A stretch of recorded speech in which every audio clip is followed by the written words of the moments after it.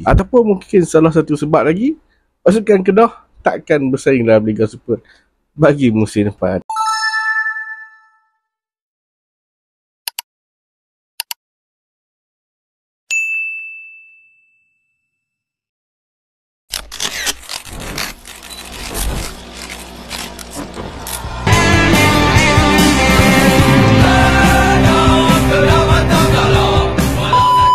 Assalamualaikum abah-abah geng bola. Dengan ini secara rasminya pasukan Kedah Darul Aman FC sah untuk tidak menghantar pasukan untuk bersaing dalam saingan Piala Presiden dan Piala Belia untuk musim ni. Hari tu baru saja kita duk dengar kan pemilihan yang depa ni duk buat pemilihan untuk pemain-pemain Piala Presiden ni.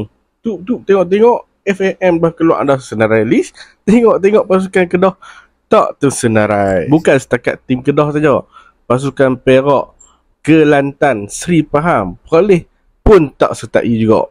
Mungkin ketiadaan pasukan Kedah untuk Piala Presiden dan Piala Belia untuk musim ni disebabkan untuk menstabilkan kewangan lah. Macam yang kita tahu, kos operasi yang tinggi melibatkan pasukan utama Liga Super, bawah 23, Piala Presiden dan Belia-Belia. So kemungkinan MFL buat syarat yang terbaru lah kan, mungkin beri kelonggaran untuk pasukan-pasukan yang bersaing dalam Liga Super ni tak menghantar pasukan untuk bertanding dalam saingan Piala Belia dan Piala Presiden bagi menjimatkan kos operasi. Ataupun mungkin salah satu sebab lagi, pasukan Kedah takkan bersaing dalam Liga Super bagi musim depan. Tapi buat masalah geng, tiada kenyataan rasmi lagi daripada pihak MFL dan FAM mengenai perkara ini. Walaupun jadual Piala Presiden dah pun dikeluarkan kan. Tapi bagi aku personally memang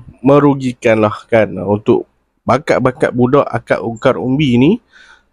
Sememangnya kita tahu bakat-bakat muda di Kedah ni memang setiap tahun kita dapat mencungkil bakat-bakat baru. Tapi itulah geng, bawah 23 Piala MFL dah dibubarkan.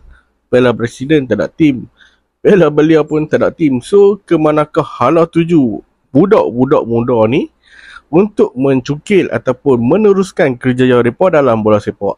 Adakah setakat sekolah sahaja ataupun mereka ni terpaksa berhijrah ke negeri lain bagi mengembangkan bakat-bakat mereka ni kan? Ingat lepas sekolah senang, kau dah masuk Liga Super, susah kan. So itulah, kita pun tak tahu pandangan hampa macam mana. Hampa cuba komen dekat bawah. Apapun, Pulau Kedah Belun, Assalamualaikum.